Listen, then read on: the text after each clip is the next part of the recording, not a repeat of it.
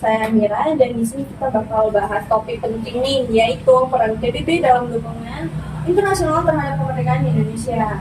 Betul banget. Di sini kita juga nggak berdua aja ya. Dan kita punya tamu yang keren-keren dan cakep-cakep nih. Ya, di sini ada Kak Gilang, Kak Lexi, dan Kak Daka.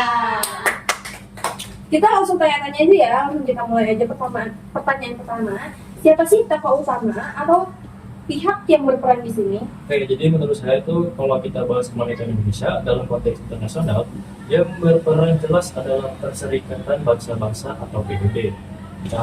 Mereka ini organisasi dunia yang melibatkan dari beberapa negara yang ada di dunia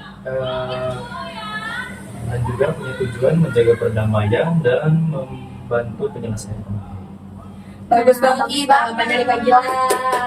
Nah, terus untuk Kak Lexi nih ya, apa sih peran PBB buat Indonesia pada waktu itu? Jadi perannya besar banget. PBB jadi mediator antara Indonesia dan Belanda. Setelah proklamasi, mereka membentuk Komisi Negara. Ulangi? Ya, nggak apa-apa. Boleh.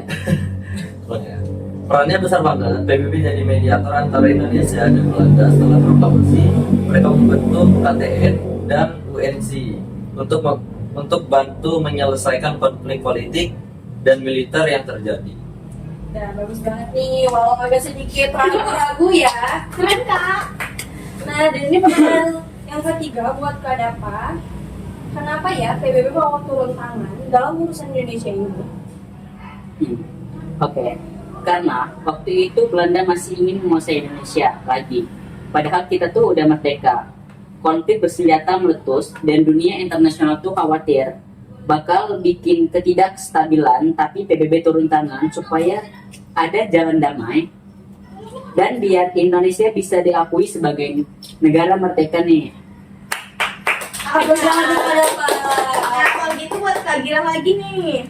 Gimana sih cara PBB menjalankan perannya secara nyata? Oke, yang pertama pasti lewat KTN pada tahun 1947, yaitu terdiri dari Amerika Serikat, Australia, dan juga Belgia.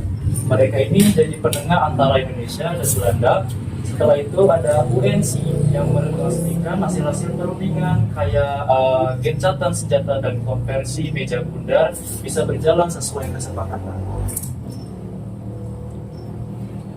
Dan di sini kita pertanyaan yang kelima buat Kak Lexi. Kalau ngomongin tempatnya nih, semua peran PBB ini terjadinya di mana aja sih? Oke. Tempat itu sebagian besar tentu aja di Indonesia, misalnya saat mengawasi gencatan senjata. Tapi juga ada di forum internasional, contohnya di Den Haag, Belanda, tempat konferensi meja bundar berlangsung. Jadi ada di dalam negeri dan di luar negeri juga. Nah, terakhir nih pertanyaannya untuk Kak Dapa ya. Dampak dari semua peran PBB itu apa aja buat Indonesia? Itu dampaknya itu cukup besar ya. Pada akhirnya tuh Belanda tuh mengakui kedaulatan Indonesia pada 27 Desember 1949. Jadi PBB benar-benar jadi jembatan supaya kemerdekaan Indonesia diakui dunia.